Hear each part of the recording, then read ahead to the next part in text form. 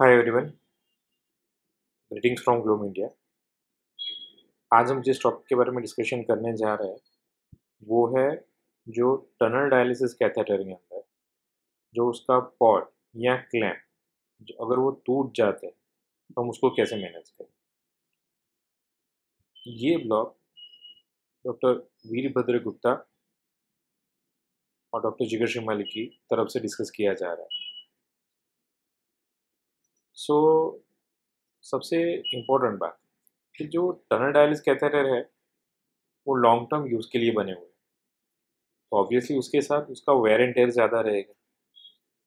अब जो कैथेटर है उसके पॉट के साथ जो डायलिसिस लाइन है उसको कनेक्ट किया जाता है। डायलिसिस के जो क्लैंप है वो ओपन और क्लोज किए जाते हैं रिपीटेडली। तो जनरली ये दो जगह ऐसी है कि जहाँ पे मैक्सिमम वेयर एंड टेयर होता है। उसकी वजह से जो ये पॉट और क्लैंप फ्रैक्चर जो routine catheter related bloodstream infection है उसके बाद का एक इम्पॉर्टेंट प्रॉब्लम है जो हम परमानेंट कैथेटर में फेस करते हैं। तो अगर ये पॉट या क्लैंप टूट जाए तो क्या होगा?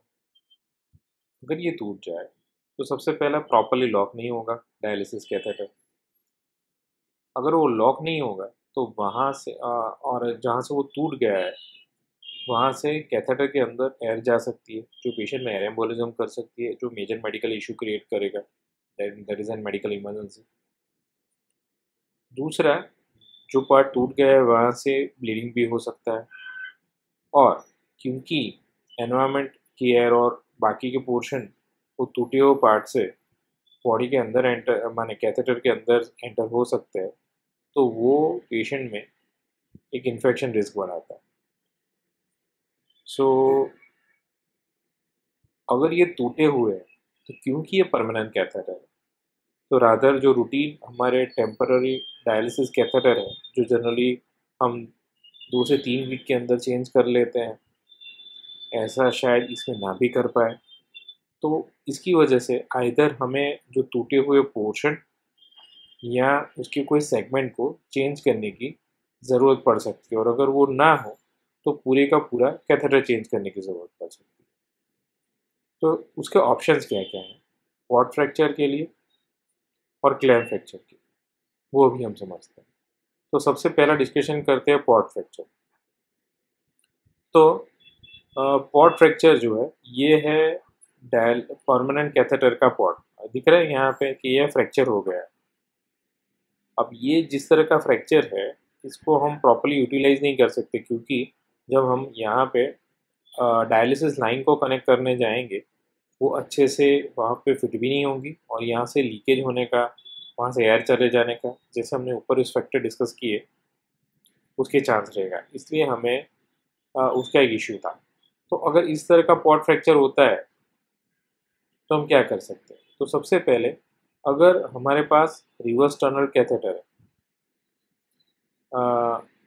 बेसिकली जो टनल कैथेटर है वो हम दो तरीके से जानते हैं, एक एंटीग्रेड होता है और एक रिट्रोग्रेड मेथड होती है। सो जो रूटीन अभी के पंप के है उसके बदले अगर हम रिवर्स टनल कैथेटर यूज़ करें तो उसका जो पोर्शन है वो अलग अलग पार्ट में आता है। तो अगर इस तरह से ये जो इतना पोर्शन है उसमें अलग से आएगा तो आप उसको सीधा रिप्लेस कर सकते हैं। तो उसमें जो एक सबक्यूटेनियस टनल बनी होती है उसको निकालने की ज़रूरत नहीं होती, क्योंकि जो सबक्यूटेनियस टनल है वो पेशेंट की स्किन और सबक्यूटेनियस टिश्यू के साथ एडेशन कर लेती है, जिससे वो कैथेटर चिपका हुआ होता है, तो वो हमें निकालने की ज़रूरत नहीं पड़ती। अगर वो यूज़ हुआ है तो सबसे अच्छी बात है। बट अगर हमारा routine tunnel dialysis catheter use हुआ है तो उसमें ये एक एग्जांपल दिया है। ये एग्जांपल में हम ये समझ सकते हैं कि किस तरह से ये टूटा हुआ जो पोर्शन है उसको रिप्लेस करना। अब ये अलग से तो मिलता नहीं है, तो उसका एक ऑप्शन क्या क्रिएट किया गया था कि जो रूटीन डायलिसिस कैथेटर आते हैं उसमें भी यही पॉट अवेलेबल होता है, तो उसको निकाल के यहाँ पे रिप्लेस कर दिया गया है।